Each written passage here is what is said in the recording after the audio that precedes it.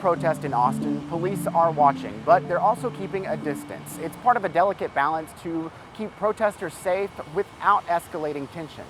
Our Kevin Clark looks at the challenge of policing a protest and what happened when the gunfire started here. Everybody back up! This was the chaotic scene after a driver shot a Black Lives Matter protester. Garrett Foster would become the first protest-related death in Austin.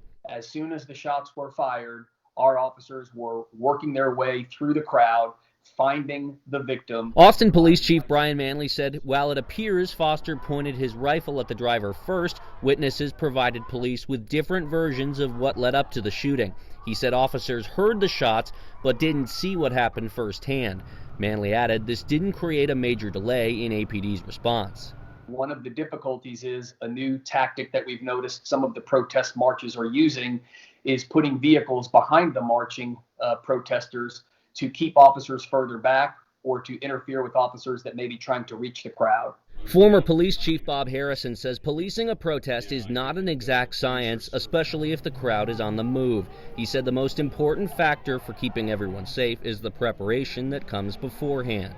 I think the obligation of the police to make every effort to reach out to protest organizers, to negotiate the space. Now a researcher for the think tank RAND Corporation, Harrison says it's important for police to know where protesters will march. Police can then plan for possible encounters with drivers and others, yet give protesters space. The better you can visually manage, the more effectively I think you can remain at distance.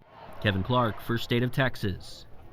Tensions between opposing groups have caused violence at some protests in Texas. Two opposing rallies last weekend in Tyler led to clashes and punches. Members of a group called Take America Back Texas interrupted a smaller rally by a group wanting federal officers out of Portland, Oregon.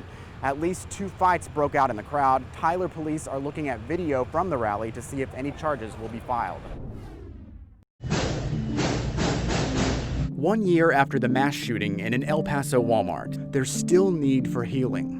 There is still a lot of, I think, open wounds, if you will, on people's psyche about the shooting. Lawmakers faced a call to action after deadly attacks in El Paso and Midland, Odessa. But where's the progress? We look for answers next on State of Texas.